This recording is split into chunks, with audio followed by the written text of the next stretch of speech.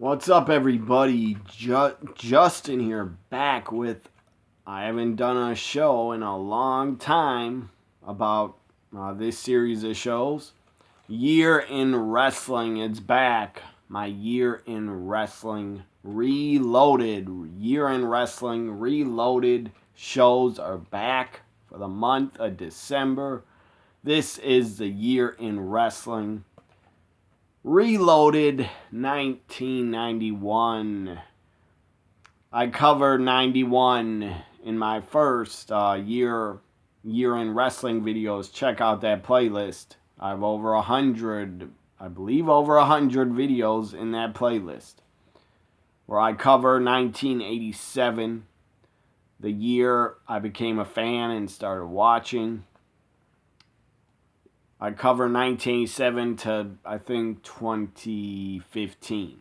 But this is Year in Wrestling Reloaded, where I talk about some stuff I missed in my first Year in Wrestling videos. First, I'm going to talk about there was only one Saturday night's main event in 1991.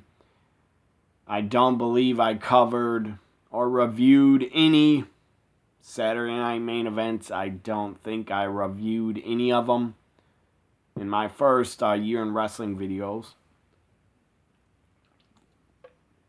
So I'm going to talk about it now. It happened on April 27th, 1991. Not that many matches. You had, let's see here, 1, 2, 3, 4, 5 matches. Saturday night's main event, April 27th, 91. It was not that good of a Saturday night's main event. It's not worth watching. If you have the network, it's not really worth watching it. You had the Ultimate Warrior defeat. Ultimate Warrior at the time was a former WWE champion. Ultimate Warrior defeated Sergeant Slaughter. It was not good. They had a better match at Royal Rumble 91. Nasty Boys defeated the Bushwhackers. Mr. Perfect won a Battle Royal. Mr. Perfect wins a Battle Royal. I forget I think it was a 20-man Battle Royal. I forget who was in it. Mr. Perfect wins. Ted DiBiase, Bret the Hitman Hart, one-on-one. It was a double countout. And finally, the Mountie defeated Tito Santana. So that was Saturday night's main event from April 27th, 1991. This Year in Wrestling Reloaded for 91 is not going to be very long because I don't have that much to talk about. Again, check out my Year in Wrestling playlist. I cover 91. I think I did like 3 to 4 parts to 91, or like, I don't know, 3 or 4 videos on 1991. Maybe only 2 videos. I don't remember. It was years ago. I did that Year in Wrestling series of videos. So I'm going to just talk about, in 91 you had some really bad gimmicks, god-awful gimmicks, goofy, just childish, just gimmicks basically for children. And I was a child in 91. I was 7 years old. When 91 started, I was 7 years old. So I thought a lot of the gimmicks were cool, but a lot of them, looking back, were just bad. Just god-awful. A few, like PN News. What the fuck? A fat white guy trying to be a rapper. That would never work, and it did not work. I mean, for the time, for 1991, nothing was wrong with it, but PN News, the guy was shit in the ring. The guy was bad. He wasn't a good big man. And I'm not putting him down because he was overweight. I just thought he was no good. You had a ripoff in WCW, an obvious ripoff of the Spider-Man character. I'm trying to think how the hell you say his name. Aquaman, or not Aquaman, but Acrophobian Man. I forget how you say it. I would have to hear it, but basically WCW had a wrestler that was dressed like Spider-Man in a goddamn Marvel Spider-Man ripoff. He had a yellow mask and purple gear. It was a ripoff of Spider-Man. And I think WCW eventually probably got told by Marvel, like, you better stop using that wrestler or else we're going to sue you. And he was gone. He was around for like a couple months. Other bad gimmicks, you had Heavy Metal Van Hammer in 1991. First off, in 91, not heavy metal, but heavy metal is kind of dead in 91. Except for Metallica was around, and they were great. In 91, I believe they came out with the song Enter Sandman. I think it's 90 or 91. So Metallica, they were heavy metal. They were still awesome. They still are awesome in 2019, in my opinion. But Heavy Metal Van Hammer was a bad gimmick, and he was not that good of a wrestler. He wasn't awful, but he wasn't that good. I'm just saying, like, Heavy Metal Van Hammer, that gimmick, he looked like he was out of a hair metal band, straight up hair metal, into a wrestling ring, from a hair metal band into the wrestling ring. Well, that gimmick would have worked in the 80s. It was not the 80s anymore, it's 91. And that gimmick did not fit in 1991. So you had PN News, a Spider-Man ripoff, Heavy Metal Van Hammer, Big fucking Josh. I don't know what he was supposed to be in WCW's Mad Born. He also became the original first ever Doink the Clown. He was great at playing Doink, the evil clown. He was really good at that. But Big Josh, what the hell was he supposed to be? A bear trainer? Straight out of the woods? I don't know what he was supposed to be, but it was weird. So there's other gimmicks. I mean, you had the Diamond Stud, Scott Hall. His gimmick, the Diamond Stud, was kind of close to Razor Ramon. The guy was jacked as a Diamond Stud. Scott Hall was jacked. He looked like Razor Ramon. But WCW just didn't want to push him. They let him go, and look what happened. The guy became a huge star in the WWF as Razor Ramon in late 92. Or in the summer of 92, he debuted. If you ever want to see Razor Ramon's debut in Dark Match, look on the WWE Network. It's in the Hidden Gems. I think he took on Tito Santana in a dark match. So there are some, WWF had some bad gimmicks too. The Mountie. I'm trying to think of what else.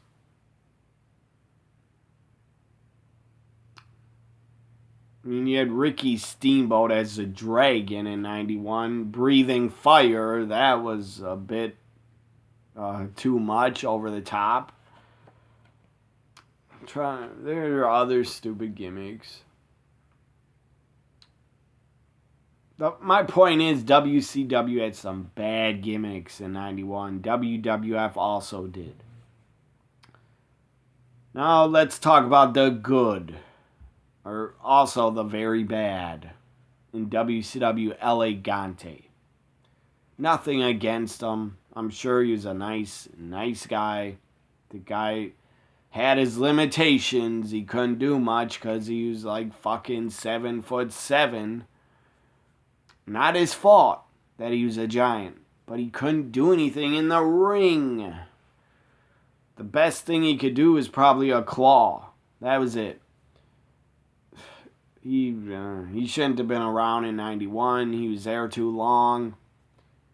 They tried to put El Gigante in a feud with a one-man gang, Sid. It did not work. The matches were bad. Really bad. Now some of the good about what WCW and WWF did in 91. Vader came back and appeared in WCW and started appearing like full time. He was under a mask. He was Big Van Vader. That was good. He was a legit badass that could work. One of the best big men ever in the business was Big Van Vader. He was under a mask until they got rid of that mask for another mask where you could see his face.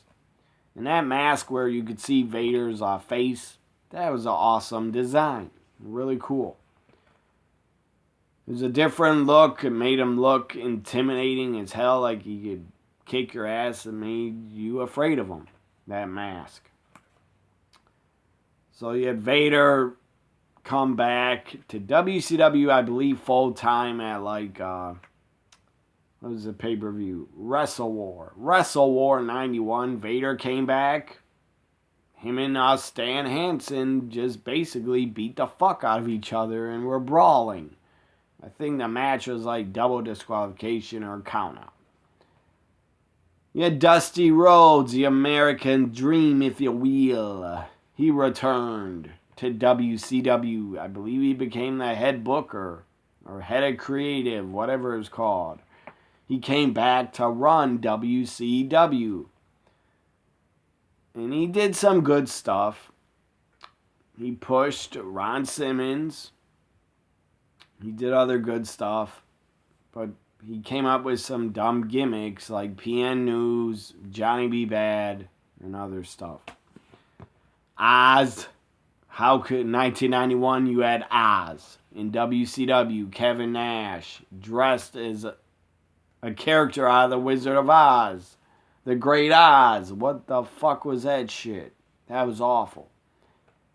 It fit the times because it's 91 and that gimmick Oz was ridiculous. Looking back on it, it's pretty damn hilarious. If you want to laugh, watch Super Brawl 91 and see Oz's entrance. It's pretty fucking hilarious. To me, it's funny now. But at the time, I was like, who the fuck is this guy? What the fuck's his gimmick? It's weird. Made no sense. You even had, in 91, I think it was at Super Brawl or Great American Bash.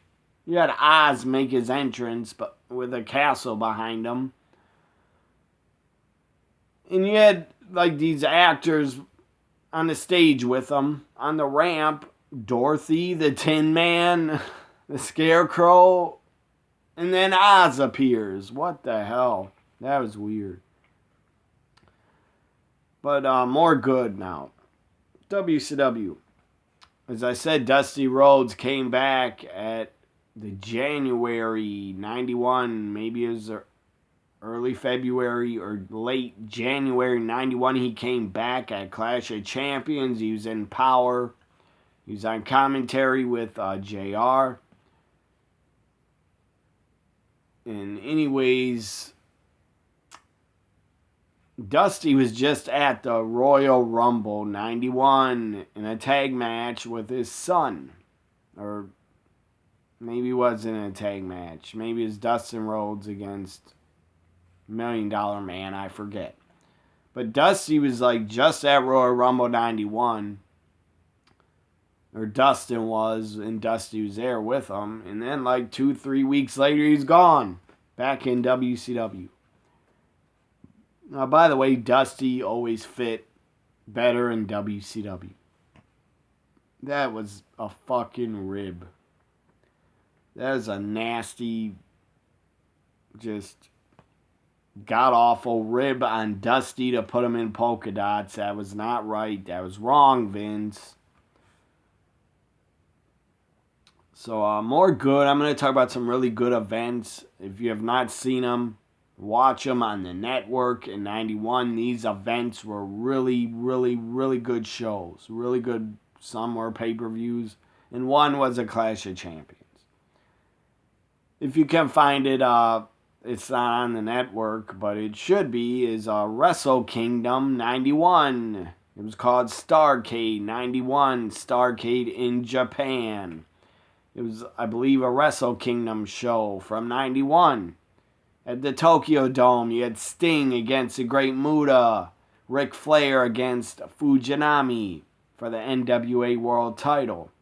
You had Ric Flair defending it against New Japan Pro Wrestling's Fujinami. Again, Sting versus Great Muta. The Steiners up against Sasaki and I forget his partner's name for the IWGP tag titles.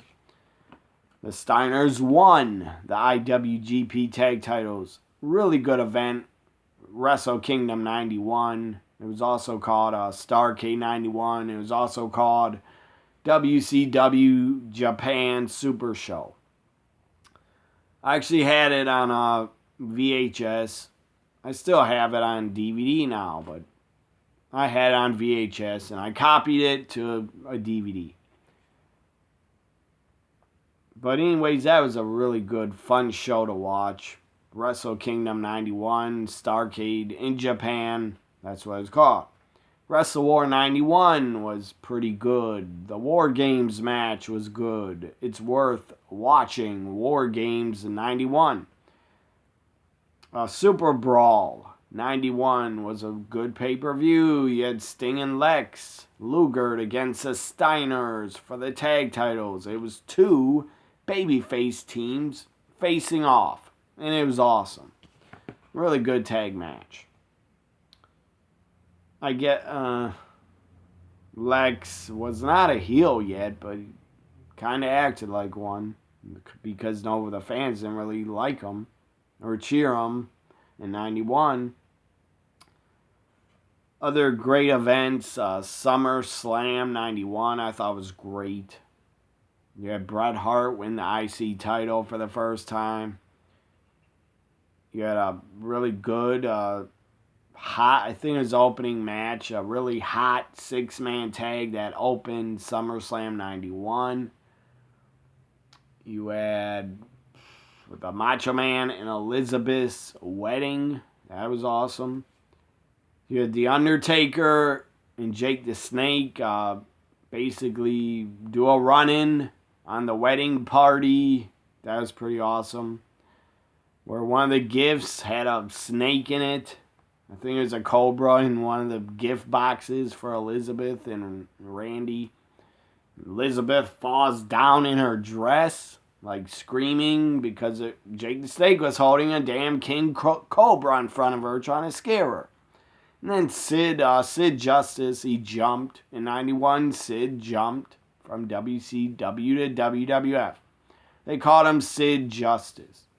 He comes out of the chair and basically chased off Undertaker and Jake the Snake. Also, a really good pay-per-view. Survivor Series 91, really good. Undertaker wins the WWF title. You have epic backstage interviews, just really good with Roddy Piper, Ric Flair, are just going off. You had, before Survivor Series started, they showed Randy Savage getting attacked by Jake the Snake's King Cobra, latched on his arm and would not let go, just did not want to let go. Jake the Snake has told the story a couple times. I've heard him say it in interviews. He's trying to get the snake off him. He's pulling at it. The snake did not want to release on Randy's arm. It was chewing on his arm. And Randy Savage, my God, that guy could sell. Because they put him on a stretcher. He acted like he's dying. He acted like he had venom inside his veins and he was dying. He was like hallucinating. He was trying to punch. Jake the Snake, he was falling over. I mean, good God. The fans in 91 believed that it was still real. And that was real. If somebody told me that King Cobra was fake, that was on Randy's arm, I would not believe it. I want to believe it's real. And I think it was. Because the King Cobra, after he got off his arm, he started standing up in the air. Like, I guess that's how King Cobra stand. He was standing up. And he was moving his head, and he looked like a real Cobra to me. It's still real to me, damn it. Oh, that was horrific. That was shocking at the time to see. It's still shocking when I watch it. See that King Cobra on Randy's arm? That was insane. I can't believe they got away with it in 91. That is pretty damn controversial. You couldn't do that today. Because you had PETA would probably be all over WWE and destroy them. Like, oh, that's animal abuse because you're using a King Cobra to bite someone for the fun of it. Couldn't get away with that in 2019. Putting a Cobra on another wrestler just to get heat for a storyline. So as I said, Randy Savage, the guy was just one of the best at interviews and selling and wrestling and his character and his outfits. But Jake the Snake was also one of the damn best at being a heel and just being a great interview. Great promo guy. Also really damn good worker. Jake the Snake was a damn good wrestler and worker. One of the best. Randy Savage also one of the best. So other good things. The highlights of 1990. Some of my highlights of 91. Ric Flair in Fujinami. Their series of matches. They had two of them.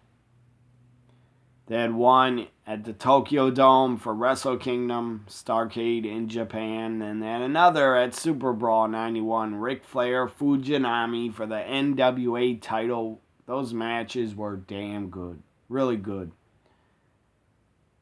Also, some more highlights from 91. You had Sting become the U.S. champion. Sting became the U.S. champion for the first time, and he was a damn good U.S. champion. Bret Hart became the IC champion, Intercontinental champion for the first time. He had a good run as Intercontinental champion. Just the rise, in 1991, the rise of Bret Hart and Sting, it was awesome. So a really good event. Not more, but one more really good event I want to tell you about. Maybe you'll watch it or not. Maybe you've seen it already or not. Clash of the Champions 17. Clash of the Champions 17 in November 91. In my opinion, the best Clash of Champions maybe ever. Clash of Champions 1 was great because Flair, Sting. But Clash of Champions 17 is still my favorite. Now, maybe I'm biased because as a 7-year-old, I was 8 years old at the time. As an 8-year-old kid, I got to see Clash of Champions 17 live, and I had it on videotape. And my God, maybe I'm just nostalgia that I watched Clash of Champions so many times as a young kid. I just love the event. I love what they did with Sting, and he got injured, he came back. Him and Rick Rude had a great match. JR was on fire on commentary. So Clash of Champions 17 was a highlight of 91. If you haven't watched it, watch it. This ends my year in wrestling reloaded 1991. I'll be back with a year in wrestling reloaded 1992 when there'll probably be a part one of one video for 92 because I don't have that much to say. But starting when I talk about 93, year in wrestling reloaded for 93, 94, 95, 96, and 97, 98, I'll have a lot more to say because I'll be talking about towards the end of, or the summer of 93. In the fall of 93, ECW started running big events like once every 3 months or, I don't know, 4 or 5 a year. In 94, they ran like 4 to 5 big events a year. So I'll review those and talk about those. The first ECW event they ran that was big, I believe, is called the Summer Spectacular or something like that. Then they ran Ultra Clash. So I hope you enjoyed Year in Wrestling Reloaded 1991. Bye for now.